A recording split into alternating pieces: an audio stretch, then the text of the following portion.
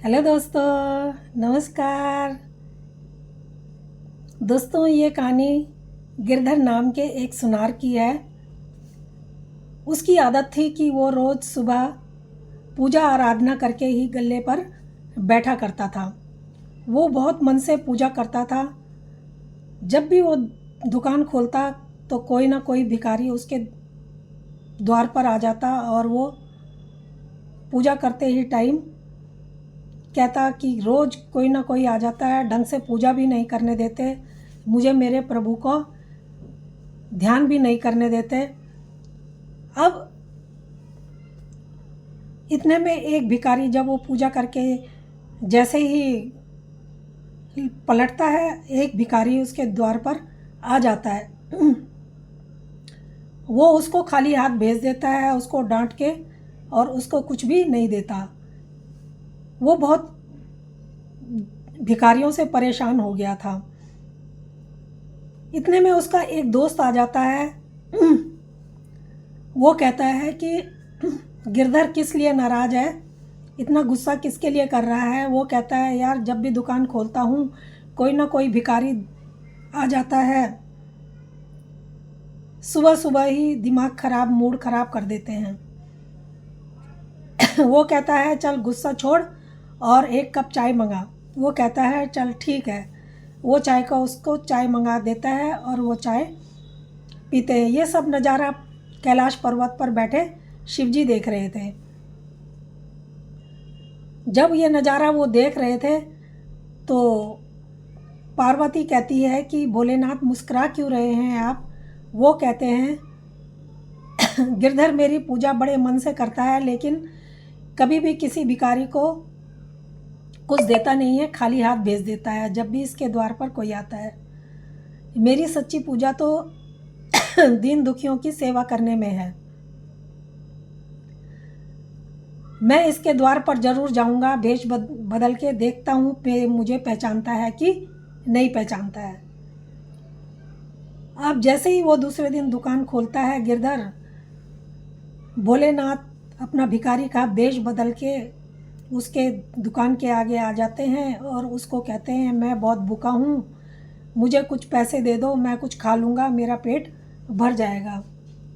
वो कहता है कि मैं इतने, तभी वो भगवान से कह रहा होता है कि मैं इतने मन से पूजा करता हूँ, लेकिन भगवान मेरी सुनते ही नहीं हैं और मैं बहुत परेशान हूँ।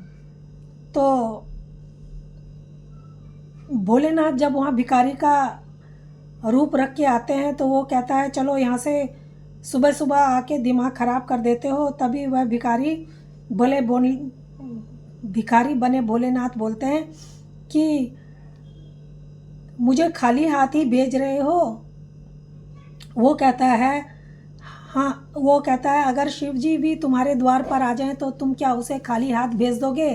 वो कहता है कि भगवान इस रूप में नहीं आते, भगवान का तो रूप ही दूसरा होता है, तुम्हारी तरह वो फटीचर नहीं होता, तुम्हारी तरह वो भिखारी नहीं है। उनके आते ही सारी दुकान मेरी प्रकाशमान हो जाएगी और वो इस सृष्टि को चलाने वाले हैं, वो तुझ जैसे नहीं हो सकते। कण कण में उनका वास है। वो भोलेनाथ बना जो भिखारी कहता है, वो कण कण में भोलेनाथ का वास है। वो किसी भी रूप में आ सकते हैं, वो सबके अंदर विद्यमान है। तभी वो जो भोलेनाथ होते हैं भिखारी बने हुए, वो अपने असली रूप में आ जाते हैं और कहते हैं कि गिरधर अपनी आंखें खोलो। उसके क्योंकि आंखें इतना तेज होता है कि उसकी आंखें खुली नहीं रही थी, उसकी आंखें बंद हो रही थी, वो उन्हें ठीक से देख ही नहीं पा रहा था। तो प्रभु, जब वो कहता है, प्रभु मैंने आपको पहचाना नहीं, मुझे क्षमा कर दो। भगवान बोले, तुम मेरे सच्चे भक्त हो, इसलिए मैं तुम्हें दर्शन देने मुझे तुम्हें आना ही था, लेकिन तुम्हें सही राह पर भी लाना जरूरी था।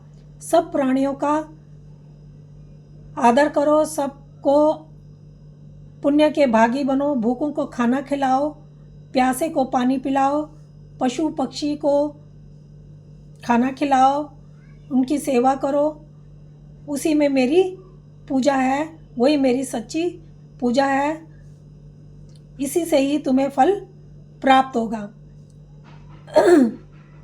वो कहता है मुझे क्षमा कर दो प्रभु, मैंने आपको पहचाना नहीं। मैं आपको वचन देता हूँ कि आगे से किसी को भी खाली हाथ नहीं भेजूंगा।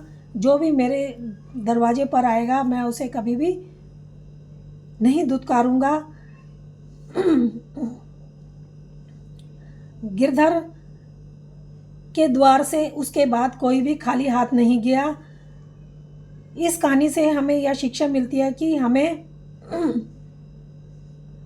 समय के अनुसार निर्धन और ज़रूरतमंदों की सेवा करते रहनी चाहिए। उनको कभी भी उनका निरादर नहीं करना चाहिए। जो हमारे द्वार पर आता है उसको हमें कुछ ना कुछ देना चाहिए। तो दोस्तों, ये कहानी कैसी लगी? अगर अच्छी लगी हो तो प्लीज़ लाइक और सब्सक्राइब ज़रूर करना। धन्यवाद।